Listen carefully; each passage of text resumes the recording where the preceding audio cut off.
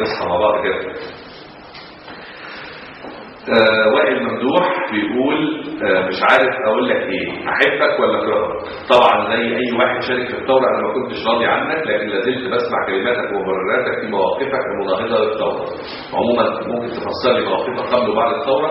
اعتقد ان انا كلامي اللي فات ده يبين كويس قوي اني انا ما كانش عندي موقف لا ضد، يعني ما اقدرش اقول لك ان انا نزلت ميدان التحرير وهتفت بسقوط النظام، ما عملتوش، لان انا شايف ان دوري كاعلامي ان انا بجاهد في منطقه اخرى. وانا موقفي على فكره قبل الثوره هو موقفي بعد الثوره، لم اتغير ولم اتلون وما ركبتش الموجه زي بعض الناس، وما كنتش مثلا بقول الرئيس مبارك ده اله الكون واحسن واحد في الدنيا، دلوقتي الرئيس مبارك ده فاسد وديكتاتور وطاغيه. لا كنت بقول كده ولا كنت بقول كده. انا كلامي متزن وموضوعي، الاخبار هي اللي بقولها، بقول رايي فيما يتعلق بي وجهات النظر في القضايا، لكن عمري بتجنب يسارا ولا يمينا. انا طريقي اتمناه صراطا مستقيما، هذا هو هدفي في الاعلام بمنتهى البساطه. وانا اتحدى ان من يوم 25 يناير لحد النهارده حد من اللي زعلان مني يقول لي انت قلت كلمه كذا ودي غلط، او ان انت انتقدت فيها شباب التحرير او شباب المتظاهرين. ما حصلش. انا لا عمري طلعت على لساني كلمه المأجورين ولا الخونه ولا العملاء ولا اللي بيقبضوا فلوس دولارات وبياكلوا كنتاكي، بياكلوا وجبه كنتاكي. ما حصلتش. لو طلعت من لساني كلمه كنتاكي دي ليه كل اللي انتوا عاوزينه. الكلام ده اتقال من مذيعين وضيوف على شاشه التلفزيون المصري، بس انا ليه علاقتي بيهم؟ انا مش مسؤول عن كلامهم ومش مسؤول عن يعني هفواتهم ونشاطاتهم. انا مسؤول عن برنامجي اللي اسمه مصر النهارده، ومسؤول عن انكم تسمعوا بس على لساني. اللي بيجي على لسان مذيعين تانيين او بيجي على لسان ضيوف تانيين انا ماليش علاقه بيه، انا مش مسؤول. نيمو، السلام عليكم والاستاذ. وعليكم السلام ورحمه الله وبركاته. عندي سؤال. كنت ذكرت من فتره كبيره ان المسؤولين عن برنامج البيت بيتك فصلوا بينك وبين الصحفي محمود سعد لاحداث نوع من توازن القوى. مظبوط. لماذا؟ وهل ترى نفسك صوت الحق؟ المسؤولين السابقين عن برنامج البيت بيتك السابق اعتقد من حوالي سنتين لما كنت بشتغل انا ومحمود، كنت بشتغل انا ومحمود كل الايام. البرنامج كان 5 ايام في الاسبوع من السبت للاربع، فكنت انا ومحمود سعد بنشتغل من السبت للاربع. فكان ده فيه عيبين الحقيقه. اولا ان احنا بنستهلك قوانا احنا الاثنين على الفاضي، لان احنا بنشتغل احنا الاثنين 5 ايام. ثم البرنامج كان ساعتين، فما كناش بنلحق انا اعمل فقرات كتير وهو يعمل فقرات كتير. احنا بنسميها كده بالبلدي عندنا المصطلحات الاعلاميه ان المذيع ما بيلحقش يتمطع، ما بيلحقش ياخد حريته ومساحته ان هو يقول كل اللي عنده او يعمل كل الفقرات اللي هو عايز يقدمها للمشاهدين.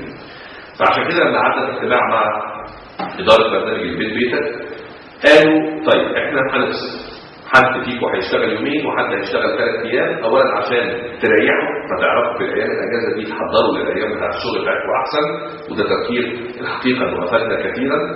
رقم 2 عشان كل واحد يتمطع براحته، كل واحد يبقى عنده الساعتين في اليوم اللي يقدر يعمل فيها الفقرات والاخبار والمانشيتات والتعقيبات ويستضيف الضيوف اللي هو عايزه. وعملنا التجربه دي فحصل هذا التوازن القوى اللي بقول لحضراتكم عليه، ان بقى فيه هنا تقاله وفي هنا تقاله. بقى فيه الناس اللي بتحب البرنامج باسلوب ووصمه ونكهه محمود سعد بيتفرجوا على الايام دي، ومن يحب بصمه ونكهه واسلوب تامر بيتفرجوا على هذه الايام.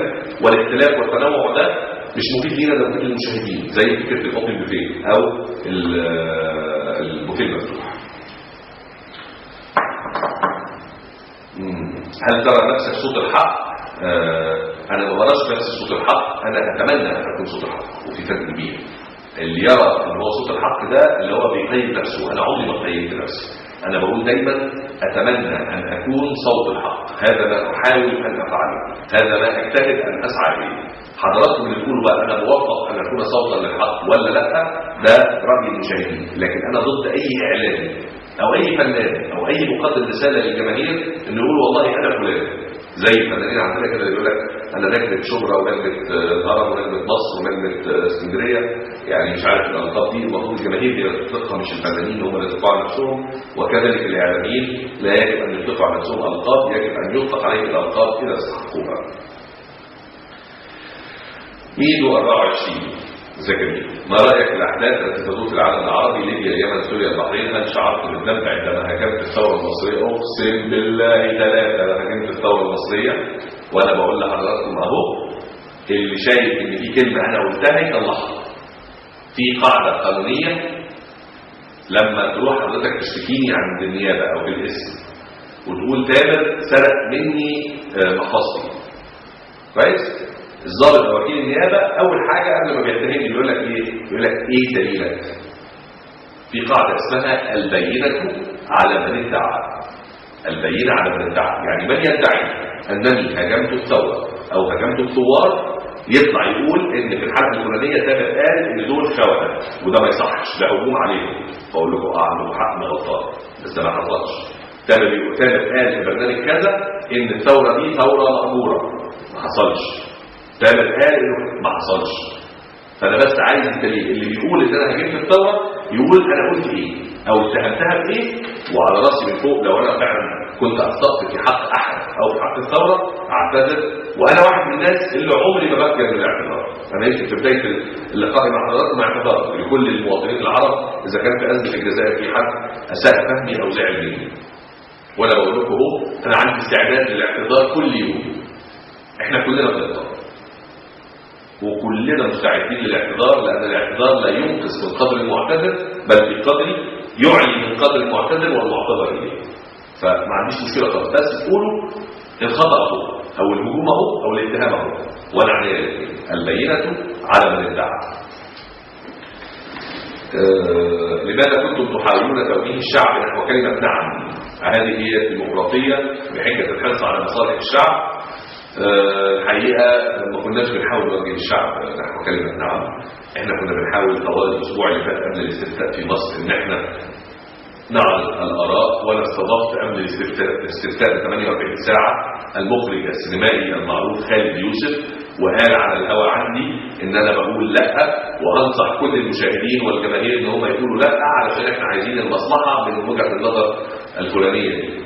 وبالمناسبه انا كنت في يعني غضاضه وفي حرج ان انا اقول رايي في برنامجي، ان انا هقول ولا لا في الاستفتاء قبل الاستفتاء، لانه كنت بعتبر نوع من التاثير على الراي العام.